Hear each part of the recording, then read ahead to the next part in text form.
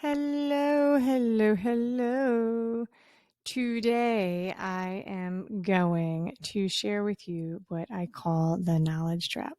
Um, and so let's get right into it because I don't know how long this will take.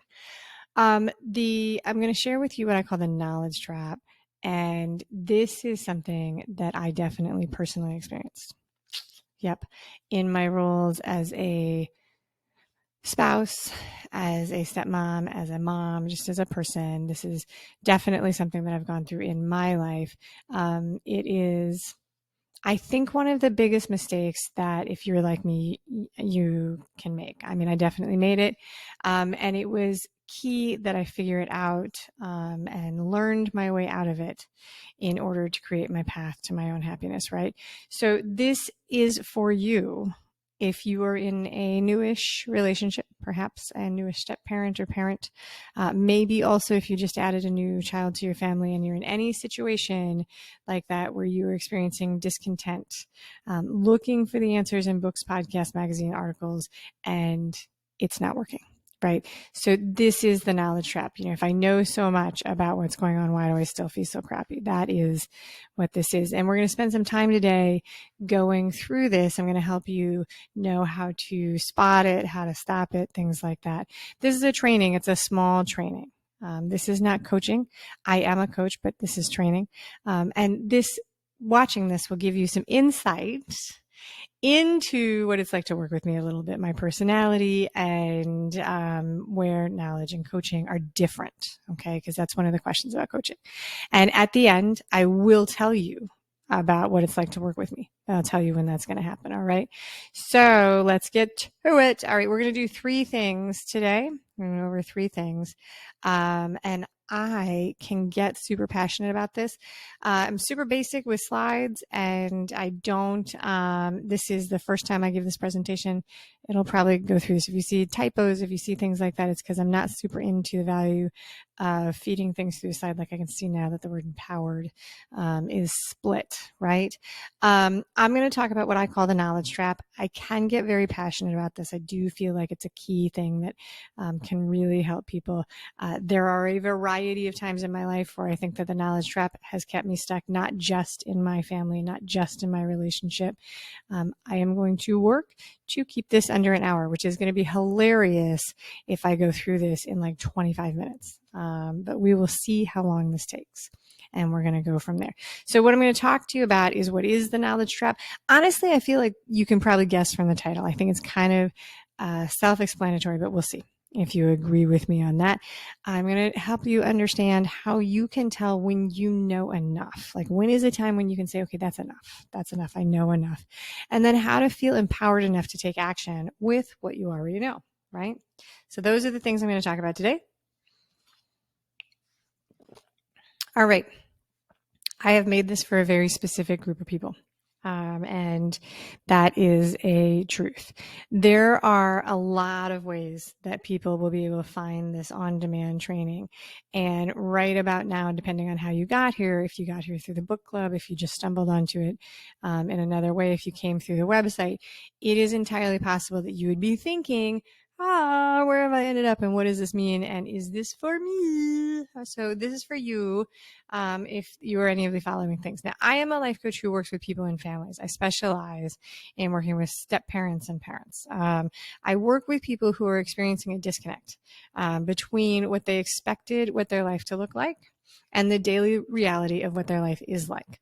And so there's some discontent or some flustered feelings. There's some discouraging emotions, stuff like that. Those are the people I specialize in.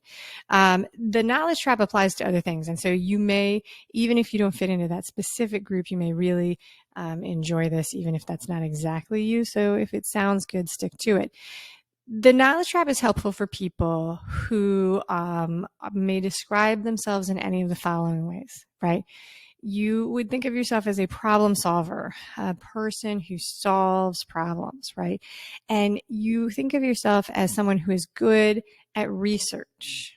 You can go out there and dig and find the answers and create solutions to things that come up to you.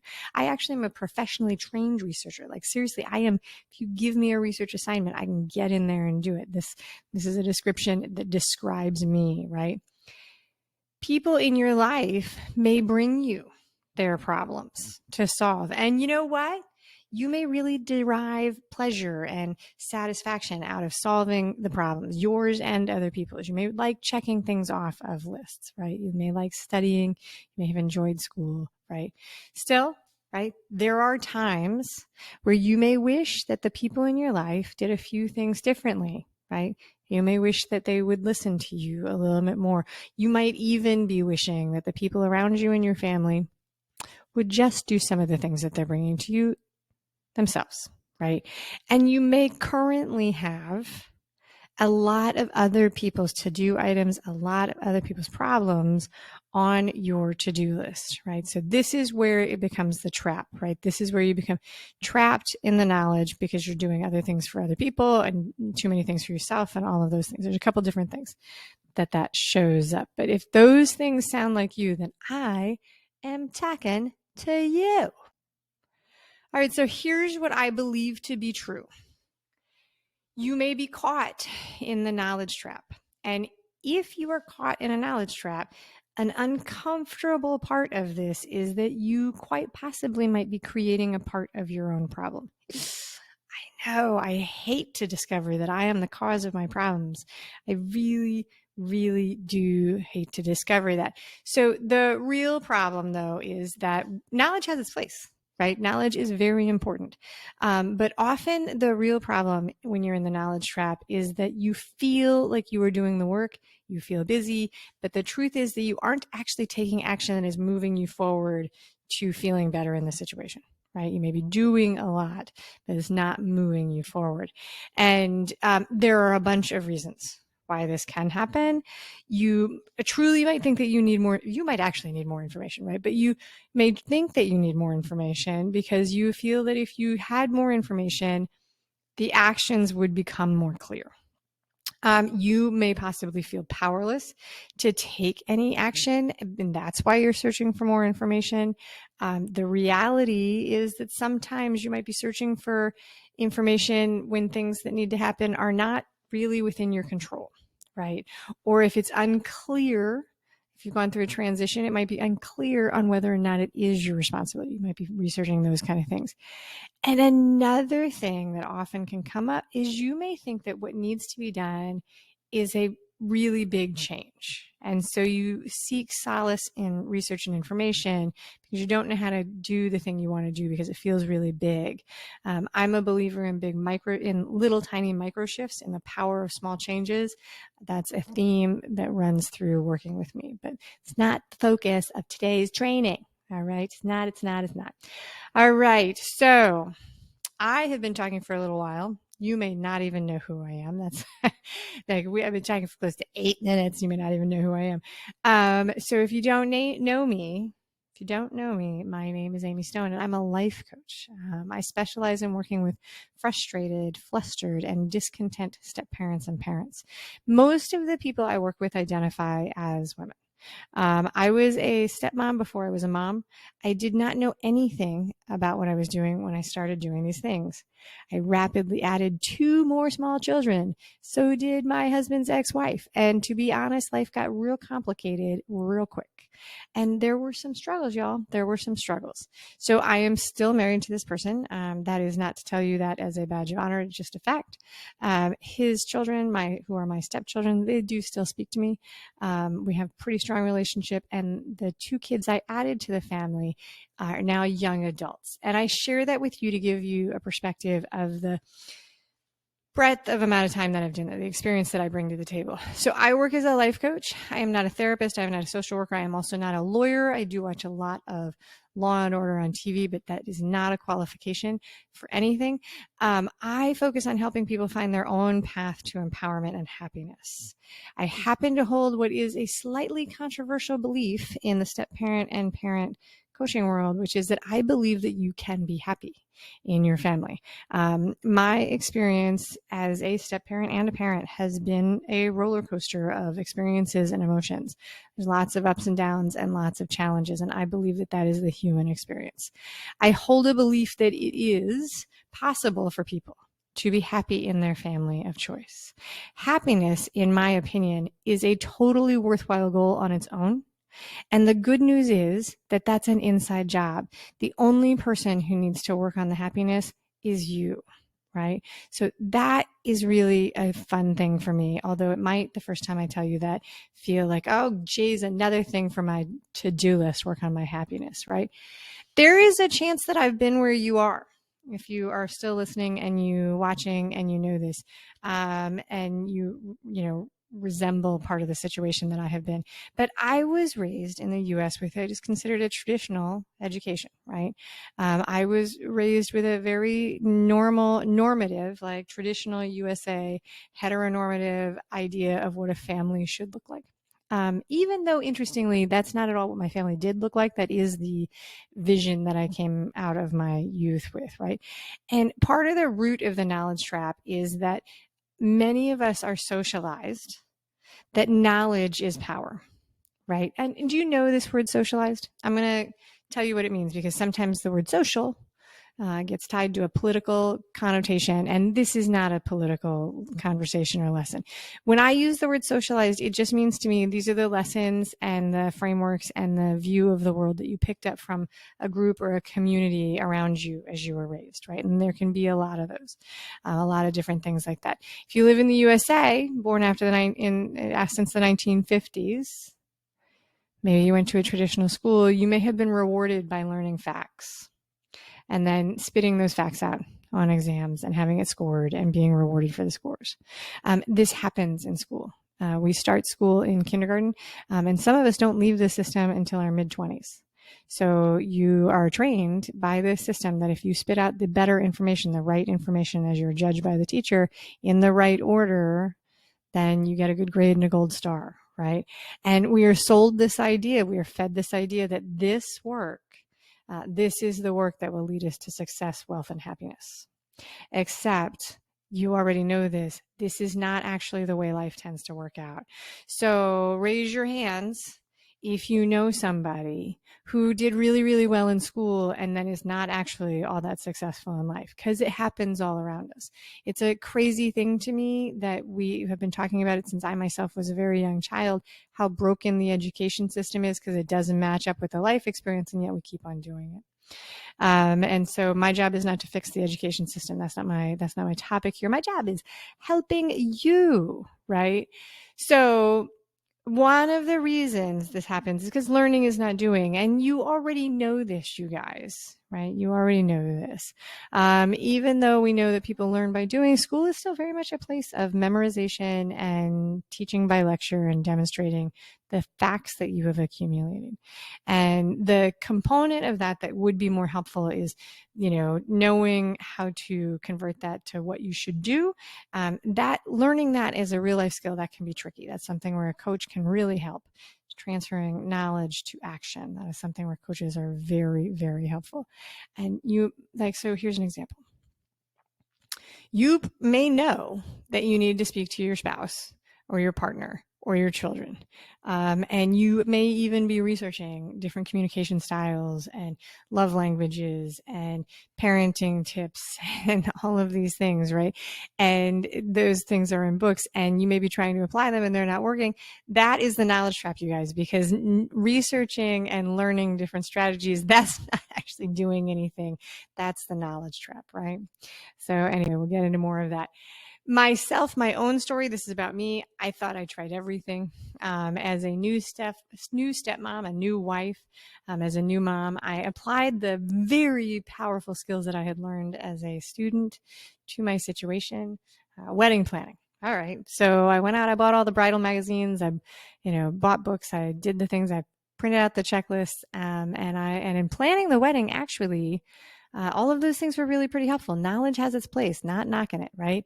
But for enjoying my wedding, the planning only went so far. I actually did very much enjoy my wedding. So I was able to have a wonderful time. But in order to have fun at my own party, it took some flexibility, right?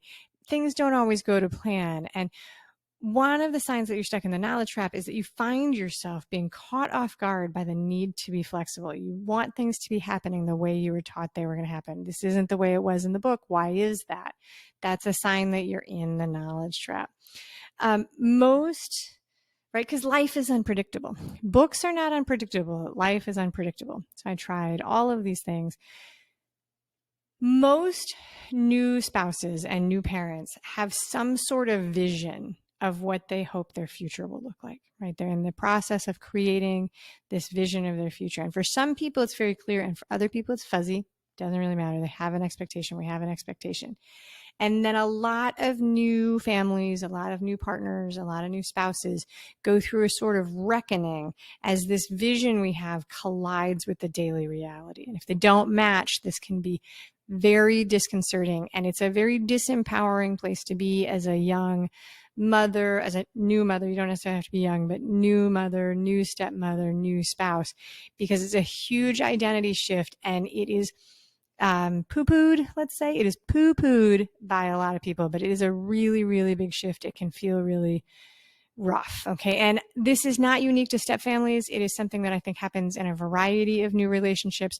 Arranged marriages are famous for this huge rocky transition, but I really do think it happens in all kinds of things, in all transitions. So in my role as a new stepmom, I definitely struggled.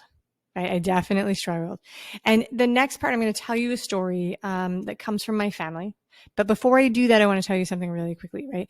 I'm very open about my own story, about my life growing up, about my marriage, things like that. The one thing I sometimes am not very open about is when it comes to telling the stories about the kids specifically, because they're out there living their own lives, right?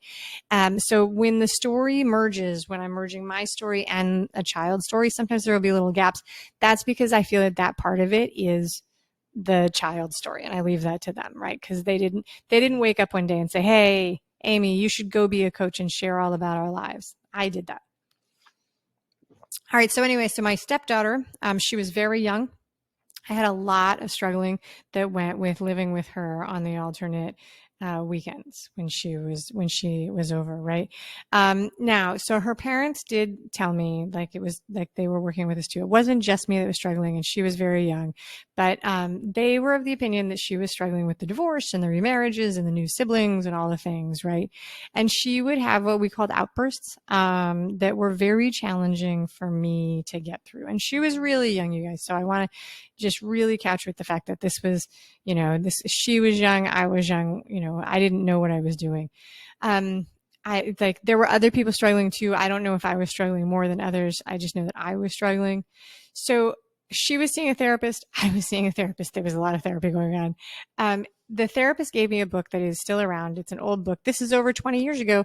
This book was called The Explosive Child, right? And looking back, maybe this was the book that started my journey to being a life coach. I don't know. I didn't know then that I was going to do this, right? And so I mentioned earlier that I am actually a professionally trained researcher. I went to journalism school. That's what I studied. And so when he gave me this book, I read it. I then tried to apply all the things. I went through the index and bought all the other books. I highlighted. I did all these things. And I found my way through this, with the help of other professionals. It was years before I could be able to explain why I got stuck with the book. I really thought that reading the book was going to be able to do it. And it did help some things, but I also got stuck there. And I'll tell you how that I put this together in a second. So I read the book. I'm trying to teach everybody about the book. I'm doing all the things. I'm buying all the other books. I'm trying to get other people to read them. They're not. And what really happened is that I just learned a lot about what the problems were, right? I had a lot of data to support why the things that were happening in my life.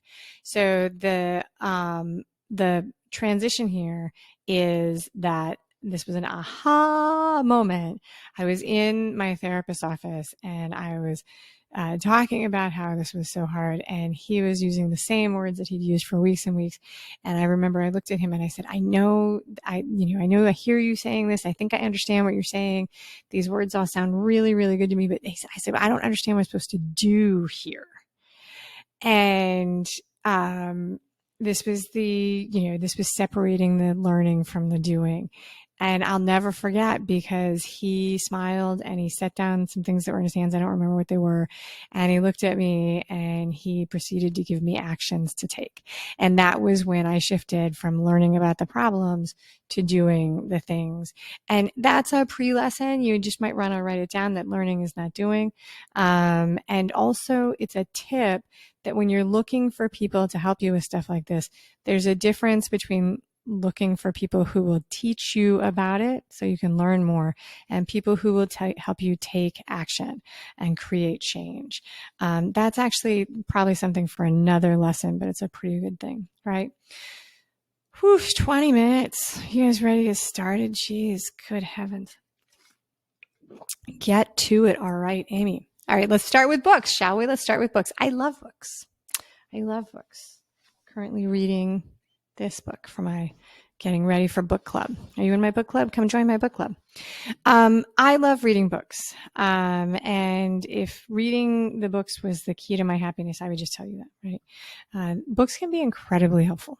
I learned from books as a child, and as an adult, I love escaping into books. But if the answers were already in the books, you would never need anything else, right? Because you guys already know about books. And if that worked, then you wouldn't be here, right? It's just not usually true. But I will give you a quick side story. I once worked at a summer camp with a guy who taught himself to windsurf by reading a book. Totally a true story. Craziest thing. So he's a maintenance guy. We both worked at the sleepaway camp over the summer. He came out, my other sailing, I was working on the waterfront sailing and windsurfing, and he came out and we were messing around, and he's like, oh, I want to learn about windsurfing. And we were like, yeah, we'll totally do this with you. And anytime you need any help, just let us know. He's like, wow, I read a book. And then sure enough, I see him. He comes and borrows a windsurfer. He just gets out there, he tries it, and he did it. He taught himself to windsurf by reading a book. So I don't want to present something that's not realistic, right? Like sometimes you just learn everything you need from a book, right? And other times it is helpful to have some different type of support from a coach, a friend, another helper, right? And at the minimum, the work rarely ends just with reading the book. Even the windsurfer person had to apply that in there. All right.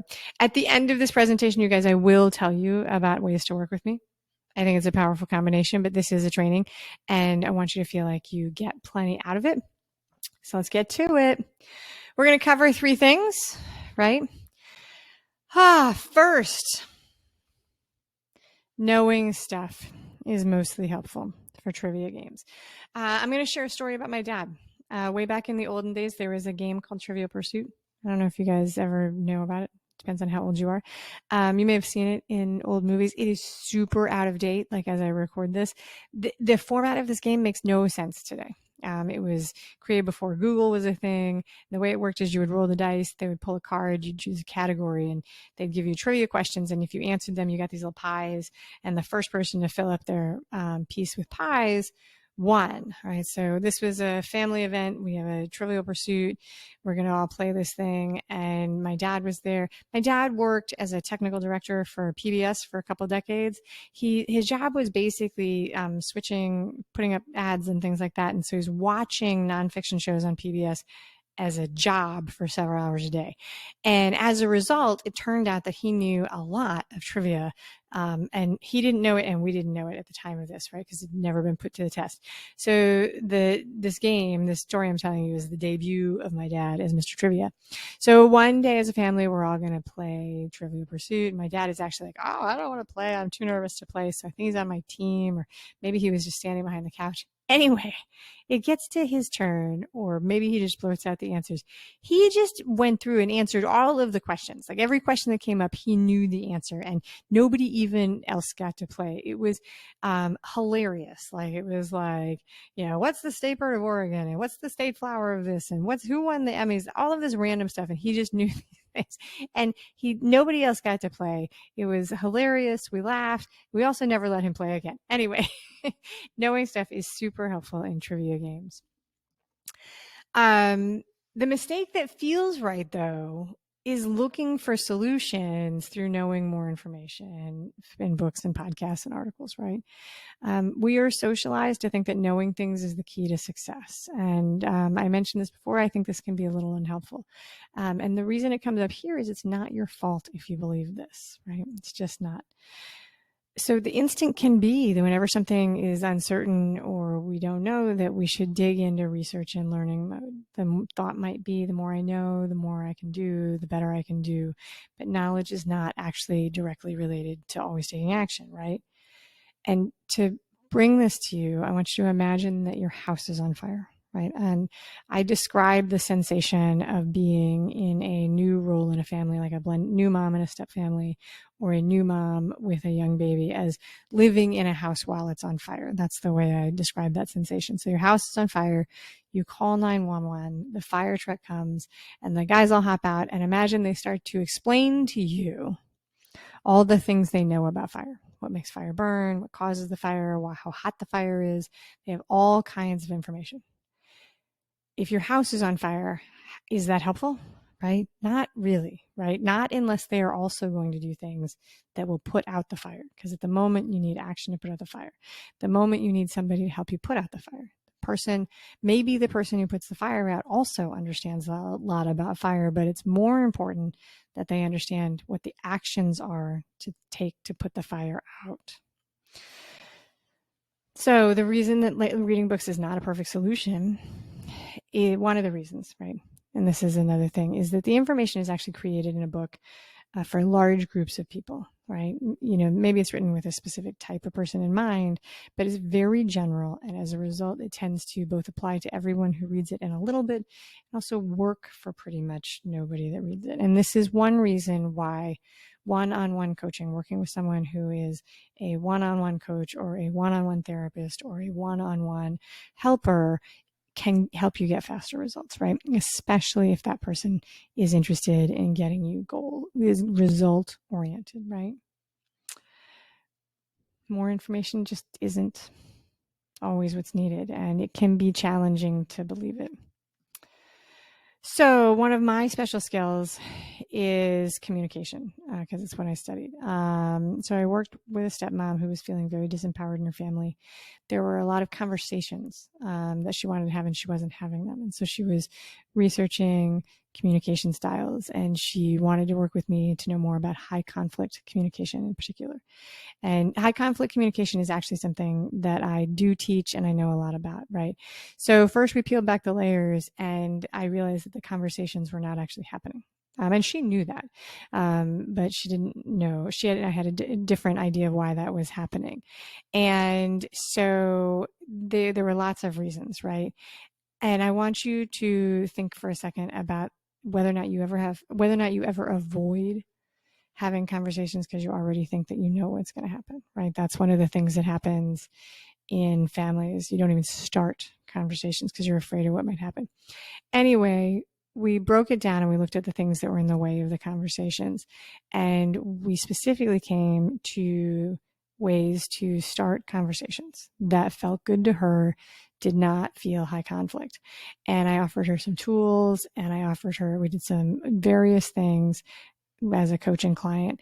And she came back after applying these and her whole demeanor was different. It was an amazing thing. And she just would tell me over and over again that she felt so empowered because she knew she had tools to start these conversations. That's what I call a microshift, that there was a very big problem, but the solution was actually something very small, an application, a microshift. All right. This is thing number 2. Often the drive to understand can be resistance to accepting things that we are unhappy about and that we don't like, right? Knowing more about situations we feel like will change how we feel about it, and it often doesn't. So often stepmoms and new moms will come to me looking for help, asking, why does so and so do this? This could be a stepmom asking, why does the ex-wife do this? It could be a mom or a stepmom asking, why does a child do this? It could be somebody saying, why does their spouse do this? Why does my mother-in-law do this? There's a variety of ways that the same situation shows up. I went through this actually when my dad had a heart attack. That's a story I talk about every once in a while. But when my dad had a heart attack, I dove in to doing research thinking that it would change things, and it doesn't. It just means I know more about what's going on.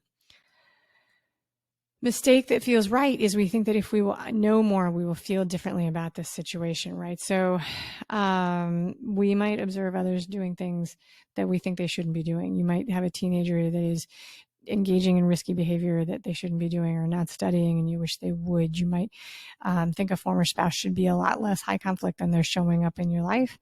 You might think that kids should have better sleeping habits than they do, right? So the question you're holding on to is, why does this person do this? And people come to me with that all the time. Why does this person do this? Please help me understand why this person does this. And you guys, sometimes I actually might have an idea of why. And also, there are lots of times where understanding the motivation or the why for other people to do things is really helpful in getting to a state of compassion. Compassion is incredibly important. And I can totally give you tools to help you with compassion. But also, a lot of times, the why doesn't actually matter. Understanding why people do things is often very unrelated to the fact that they are doing something that annoys you, right? And so an action item here, if you want to do it, is to think of places in your life where you are trying to understand why people in your life are doing things that you wish they would stop doing or do something in a different way, right? So the bigger question here is what do you want and what are you willing to do to get it, right? All right. What if I told you you already knew enough about the things you were searching for knowledge on? Like, how would you feel? How would that make you feel? This is a hard one, right? This is a hard one to evaluate. There, especially now, in endless information, right? You can just Google information until the cows go home. You can go down the rabbit hole of YouTube. There's always more information to be had. That wasn't true when I was a kid. They would give us research assignments, and we were working with encyclopedias, and sometimes it was very hard to get 3 different sources for things, and that's no longer the case. There's an abundance of information, so you can get trapped in it. That's why I call this the knowledge trap.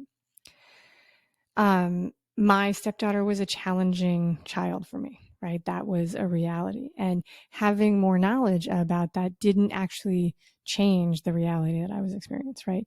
It can definitely be a temptation to think that the more you know, the better you'll be. But it really is just that you'll know more about your problem. And that's why the subtitle of this presentation is, if you know so much, why do you still feel crappy? If I know so much, why do I still feel so crappy?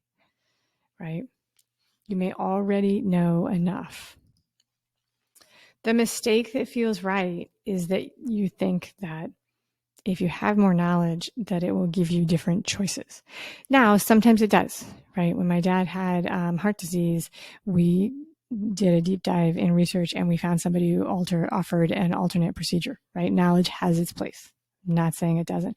Research can be incredibly helpful. But if you are in a situation where it's not helpful, then that's what I call the knowledge trap, right? And the tip I'll give you to let you know that I use to know when I'm in this spot is I start seeing the same information in a bunch of different places.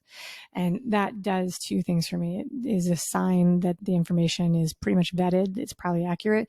If different places, totally unrelated places, are giving the same thing.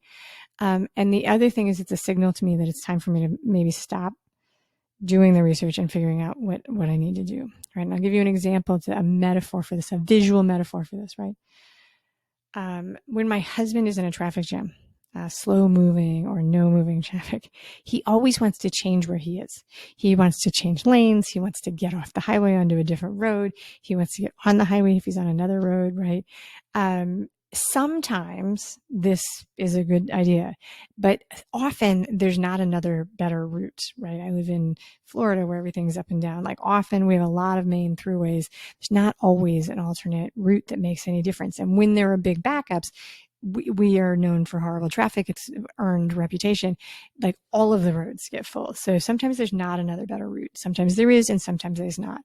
And so that's my metaphor. Like when you are coming up with all of the same information and so on and so forth, it's like, you might just be looking for something that's not there and a route that's open that doesn't exist.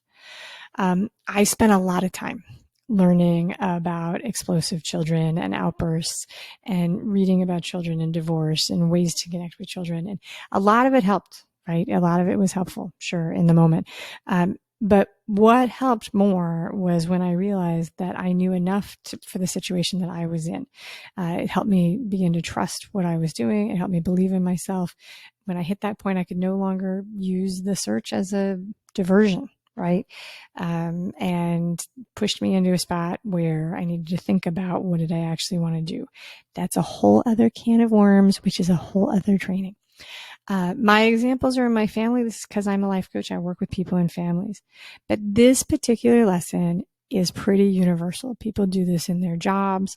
People do this in their hobbies. People do this to delay shopping decisions. And it's all over the place. Like when you are stuck making a decision and using research as the reason, sometimes that's the knowledge trap, and research doesn't always give you more decisions. So there is an activity here. If you've got a piece of paper, if this sounds familiar, if it resonates with you, you can reflect on what you are trying to do right now, what you're trying to decide, and think about whether you may actually know enough. Do you keep finding the same information in different places? If so, you might have enough information and be ready to take action. So every once in a while, not all the time, but every once in a while, you guys may pick up from this training, I don't like to use absolutes because I find that life is a lot of exceptions. But sometimes the reason we keep looking for things is that we don't like the reality that is going on, right? We are using the research as a diversion to accepting the reality that we are experiencing. So you can think about what you were struggling with, and do you know enough? And is it possible that you actually have enough information? That's the thing. I think I may have put that in twice. All right. So you've learned a lot about me today. This is a story from me. And this is my story, right? I started the story earlier after I read the book and all the other books, tried to get all the other adults to do the things that I was doing. And I was struggling with living with this young kid. It was really something that was hard for me.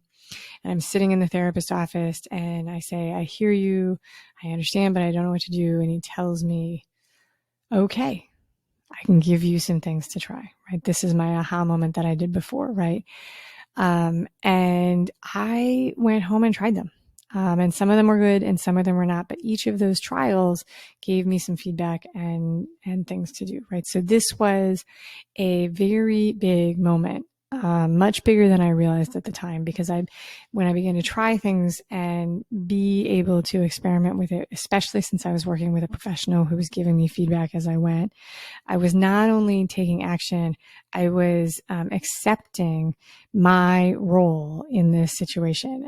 I was empowering myself to begin to create what I wanted. And that's a significant thing because that was part of me understanding that I'm only in charge of me, right? The knowledge trap does allow you to continue to believe that, there's something else out there that will determine things to push it out. But this was a big shift for me. It was also a micro shift because it really started with one moment of me applying something and trying it. All right. We're out of time. Let's see what we covered today. We covered that knowledge is sometimes not helpful. outside of trivia games, right? More knowledge, I should say. Knowledge is usually a pretty good thing. Knowing more doesn't always change everything, right? Or anything. And you may already know enough, right? That is the knowledge trap, getting trapped in that search for knowledge and not doing anything else. That is the knowledge trap. That is what we covered today. And now I have a question, right? The reason I made this workshop is because I read books. A lot of us read books. I lead a book club. You may be here because you signed up for the book club and that led you to this, right?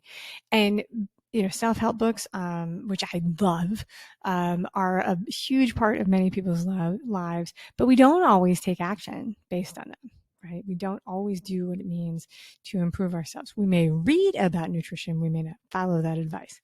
And I, thought that it was worthwhile to do this, right? So where are you using, here's a question. The question is, are you ready for more happiness? That is the question. Are you ready for more happiness? I was going to ask you a question that I asked you already, but the question is, are you ready for more happiness? And so listen, when it comes to happiness, I got to tell you that there was a time as a new wife, as a young person, I looked around, I thought I had all the things that were supposed to equal happiness. My life from the outside looked like what the formula I had been told was happiness. And I wasn't feeling happy. I didn't know how to line those things up. And there was a time where somebody had asked me this, are you ready for more happiness? I probably just would have gone into a closet and cried by myself. I wanted to be happier, and I was scared that this happiness thing was actually just not something that was in the cards for me. I was frightened that it wasn't something that I could do for myself. You may yourself feel like happiness is not necessarily something that is going to be available to you. You have a house, you're married. Maybe this is all it is. That's sometimes how that shows up. I definitely did feel that at times. It did not feel good to me. I was so terrified that the decisions I had made in my life, marrying an older man, falling in love with an older man, marrying somebody who already had kids, would mean that the life of unhappiness was what it was going to be. And I was actually very, very, change was something that I urgently, urgently wanted. So the challenge here is when we talk about creating change, is that at the moment, it doesn't feel like you can have it, right? And that one of the first steps to creating change is to be able to allow ourselves to believe that it could be possible, right? And I want to honor that is really hard to do, right? It is really, really hard to do. That is one of the situations where it is very helpful to find somebody who has walked a path similar to yours and that they have gone all the way through it. Like the instinct can be to align with people who are going through the exact same things that you have gone through. But if you are looking to create a life of happiness that is yours, you want to look for somebody who's already done that in their version. Their life looks like kind of what you want. They've completed enough of it to be able to show you some of the things they did. Right? Not somebody who's still in the thick of doing it, because then you just maybe taking a bunch of action that doesn't work.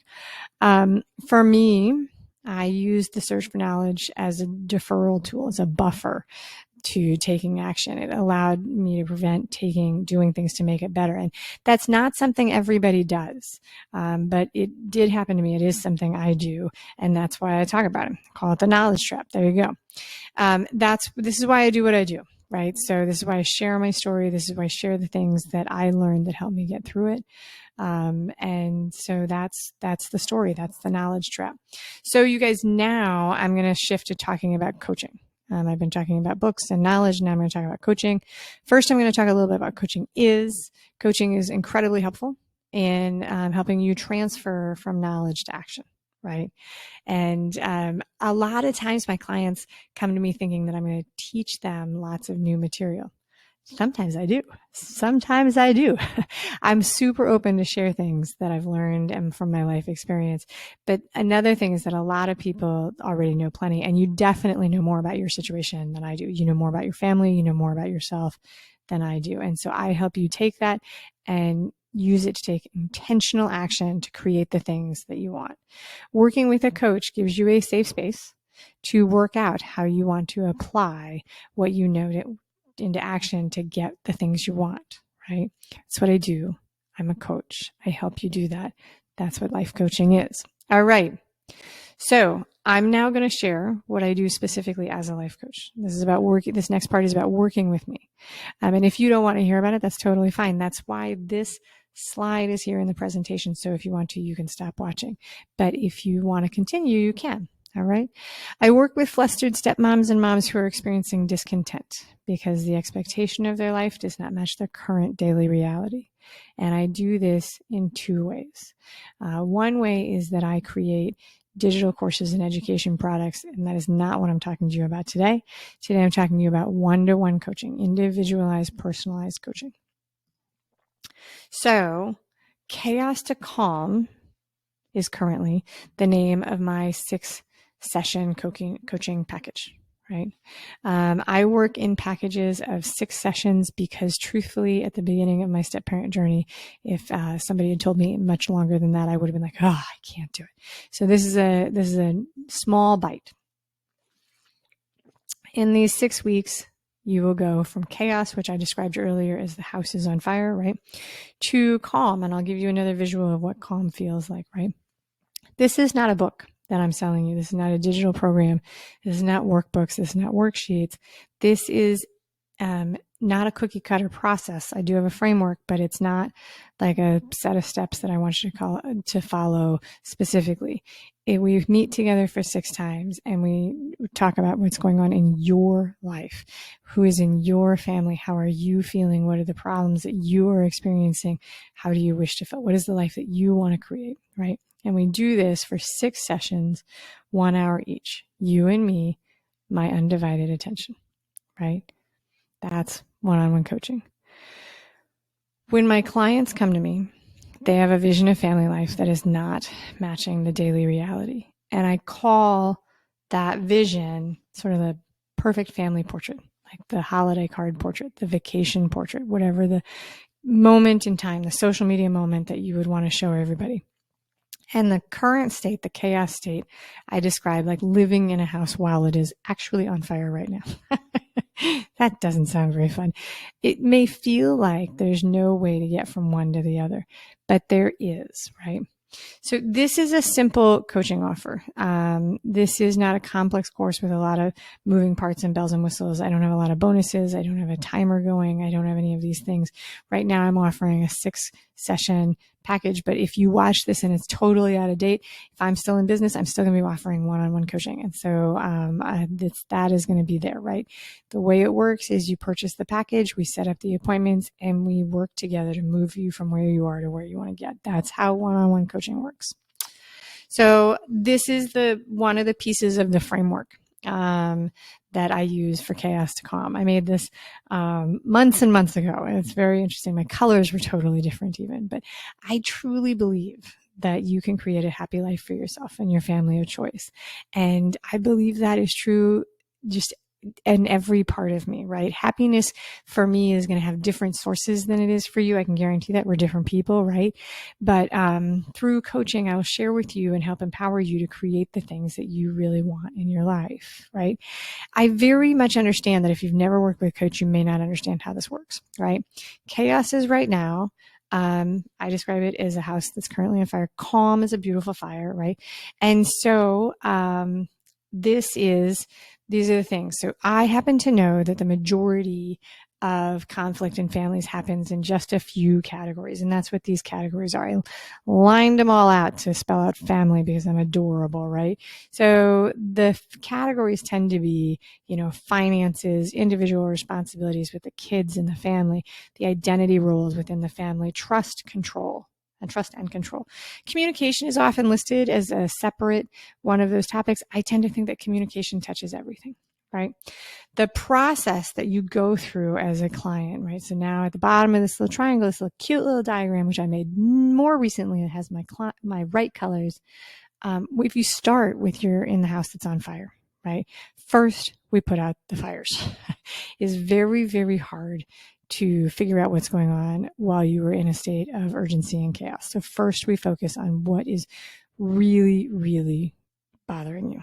And then we fix the wiring, which is the way I say we're going to we're going to fix the things and organize things, talk about lanes and responsibilities and house rules and all kind of things.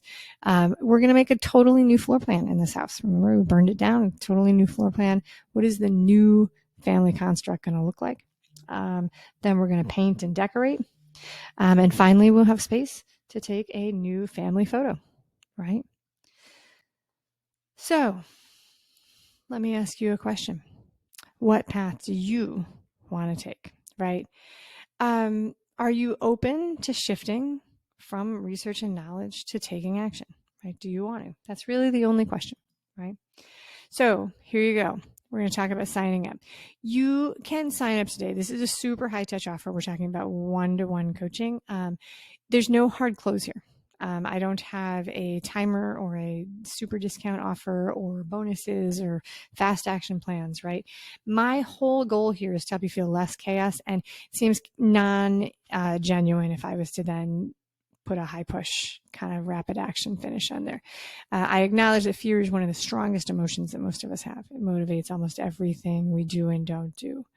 And if you feel like, I just feel like I don't need to be introducing more fear into your life. What I hope to be doing is offering you the possibility of reducing fear and reducing stress and reducing chaos in your life by working with me as a coach for what is maybe a month and a half, right?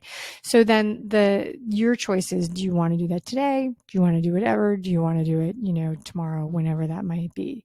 And if you want to do that, the next step is scheduling a consultation call, right? They take about 30 minutes. And you can find the link to do that on the Work With Me page at amysaysso.com. I did put the link on this slide, amysaysso.com/work with Amy, right? This is a conversation with me. We talk about what's going on in your life. You get to know me. If it's a good fit, I send you the purchase link and you purchase the 6 sessions of coaching. All right. That's how it works. I want to thank you very much from the bottom of my heart for spending this time with me. I hope it was enjoyable. I hope you learned some things. If you still have questions, you are welcome to email me at amysaysso@gmail.com or amy@amysaysso.com, or you can check out the website. All right. Thank you guys very much for being here.